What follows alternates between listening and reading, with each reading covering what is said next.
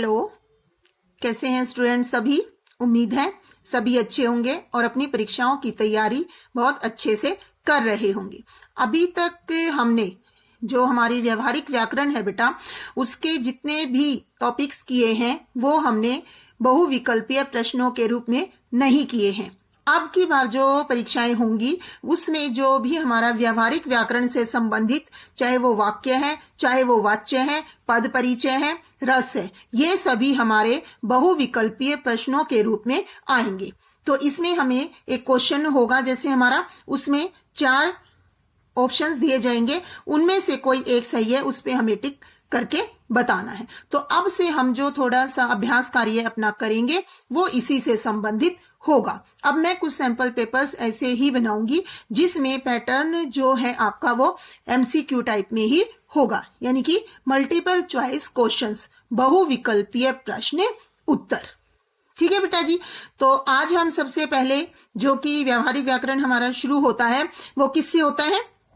वाक्य से। तो आज हम सबसे पहले जो है अपना वाक्य से संबंधित अभ्यास कार्य शुरू करेंगे। तो आइए बेटा जी, सबसे पहला प्रश्न हम देखते हैं। इसमें देखिए, निम्नलिखित 5 भागों में से किन्हीं 4 भागों के उत्तर दीजिए। कहने का मतलब क्या है कि एक आपको इसमें चॉइस आएगी, तो 5 में से कोई 4 जो है वो आपको करने होंगे। तो सबसे पहले क्वेश्चन को आप ध्यान से पढ़िए, फिर उसके ऑप्शंस को पढ़िए और उसके बाद जो आपको सही लगता है रूल्स नियम्स के अनुसार उस पर आप अपना टिक लगाइए। ठीक है। तो अब सबसे पहले देखिए, राजेश के आते ही मोहन चल दिया। सरल वाक्य का संयुक्त वाक्य में परिवर्तन कौन सा सही है? अब आपको ये देखना है कि इन 4 ऑप्शंस में से संयुक्त वाक्य इस सरल वाक्य का कौन सा होगा।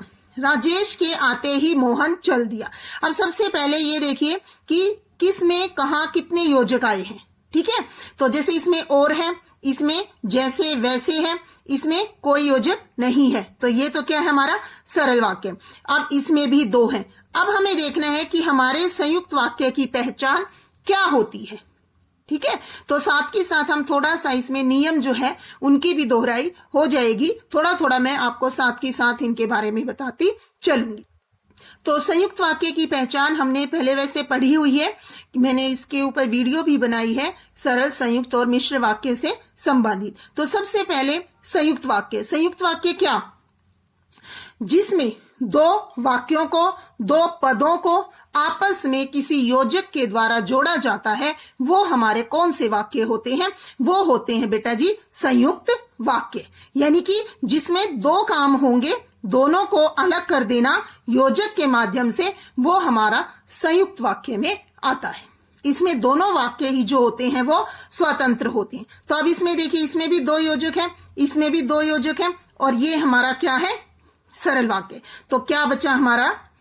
राजेश आया और मोहन चल दिया। तो इसका सही उत्तर हमारा ये आएगा। तो सरल वाक्य का सही संयुक्त वाक्य में परिवर्तन हमारा कौन सा है? पहले वाला। आ गया समझ में? अब दूसरा देखिए, नवाब साहब ने फिर एक पल खिड़की से बाहर देखकर गौर किया। ठीक है। अब इसमें हमें वाक्य का प्रकार बताना है। नवाब साहब ने फिर एक पल खिड़की से बाहर देखकर गौर किया। अब इस वाक्य को आप ध्यान से देखिए, इसमें ना कहीं बीच में किसी योजक का प्रयोग है, ना शुरू में, ना कहीं और इसमें जो क्रिया है वो वाक्य को खत्म कर रही है। तो इसमें कौन सा होगा हमारा? सरल वाक्य। सरल वाक्य की पहचान क्या है? जिसमें एक क्रिया होती है और वही वाक्य को समाप्त करती है। तो ये हमारा क्या उद्देश्य जो है वो कई हो सकते हैं, लेकिन वाक्य को समाप्त करने वाली क्रिया जो है वो सरल वाक्य में एक ही होगी। तो ये हमारा कौन सा होगा? सरल वाक्य। अब अगला देखिए, जैसे ही राष्ट्रगान शुरू हुआ वैसे ही सब लोग खड़े हो गए। वाक्य का प्रकार बताइए। एक तो सीधी सी पहचान मैंने आप लोगों को पहले भी बताई हुई है, जब 2 योजक आते हैं तो सीधा उसमें क्या होता है? मिश्र वाक्य होता है। ये तो बिल्कुल सीधी सी पहचान है। ठीक है। दूसरा, जब 2 वाक्यों को या 2 वाक्यांशों को आपस में किन्हीं योजकों के द्वारा जोड़ा जाता है तो वो मिश्र वाक्य में होते हैं। ये दोनों आपस में स्वतंत्र नहीं होते, एक वाक्य जो है वो दूसरे पर निर्भर होता है, ये मिश्र वाक्य की पहचान है। यानी कि जिसमें एक प्रधान उपवाक्य हो और बाकी उस पर निर्भर हो, वो हमारा क्या कहलाता है? मिश्र वाक्य। ठीक है। अब इसके बाद देखिए, सरल वाक्य छांट कर लिखें। सोमवार को परीक्षा है, इसलिए मुझे स्कूल जल्दी जाना होगा। अब इसमें देखिए योजक है, ठीक है। दूसरा देखिए, परिश्रम करने वालों को सफलता अवश्य मिलती है, इसमें कहीं कोई योजक नहीं है और वाक्य के अंत में क्रिया है। जैसे ही बस आई वैसे ही हम स्कूल गए। जैसे वैसे, दो योजक हैं तो कौन सा हो गया? मिश्र वाक्य हो गया। अगला देखिए, जिसने कार्य नहीं किया वह खड़ा हो जाए। जिसने कार्य नहीं किया वह खड़ा हो जाए। अब कोमा है तो जाहिर सी बात है कि यहां भी कोई योजक तो आएगा, ठीक है। तो ये भी क्या हो गया हमारा? मिश्र वाक्य। मिश्र वाक्य, मिश्र वाक्य, एक योजक है, सोमवार को परीक्षा है, इसलिए मुझे स्कूल जल्दी जाना होगा। कार्य और उसका परिणाम ये होगा, ठीक है। तो ये हमारा किस में आता है? संयुक्त वाक्य में, ठीक है। और वैसे भी इसलिए योजक जो है वो हमारा संयुक्त वाक्य में आता है, ये भी इसकी पहचान है। तो अब इसमें एक ही वाक्य बचा, परिश्रम करने वालों को सफलता अवश्य मिलती है। तो ये हमारा क्या है बेटा जी? सरल वाक्य, ठीक है। आ गया यहां तक समझ में? अब अगला देखो, उस लड़की को बुलाओ जिसके हाथ में बैग है। अब उस लड़की को बुलाओ, ये अंडरलाइन है हमारा।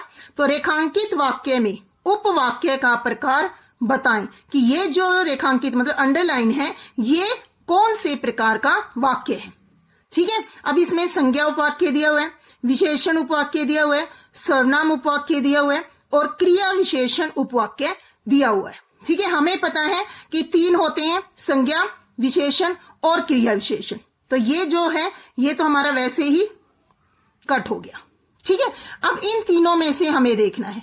तो इसके लिए एक अच्छी सी जो पहचान मैंने आपको पहले भी बताई हुई है वो क्या है कि पहले तो इसको सरल वाक्य में बदल लो, ठीक है। जब आप इसको सरल वाक्य में बदल लोगे, जो क्रिया अंत में रहेगी, ठीक है, चाहे वो ये है या ये है जैसे, ठीक है, तो इनमें से जो क्रिया अंत में रहेगी वो हमारा कौन सा होगा? प्रधान उपवाक्य होगा, ठीक है। और जो बाकी बचेगा वो हमारा क्या होगा? आश्रित उपवाक्य। अब इस वाक्य को देखिए, उस लड़की को बुलाओ जिसके हाथ में बैग है, ठीक है। तो इसको सरल वाक्य बनाओ। पहले क्या बनेगा इसका सरल वाक्य? जिसके हाथ में बैग है, उस लड़की को बुलाओ जिसके हाथ में बैग है, ये भी क्या बन गया हमारा?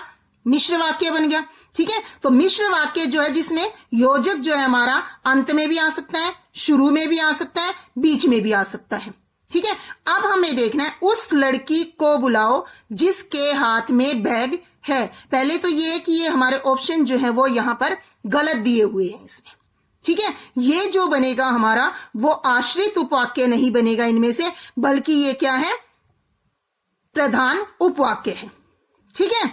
हाथ में बैग लिए लेने वाली लड़की को बुलाओ, ठीक है। हाथ में बैग लिए हुए लड़की को बुलाओ या हाथ में बैग लिए हुए उस लड़की को बुलाओ। तो ये क्रियांत में रही ना हमारी, तो ये हमारा क्या है? प्रधान उपवाक्य। तो यहां पे ये चीज जो है ऑप्शन इन्होंने गलत दे रखे हैं, इसमें हमारा क्या आना चाहिए था? प्रधान उपवाक्य। तो ये चीज जो है यहां पर ये सही आएगी। इसमें क्या आएगा हमारा? उस लड़की को बुलाओ, ये हमारा प्रधान उपवाक्य है।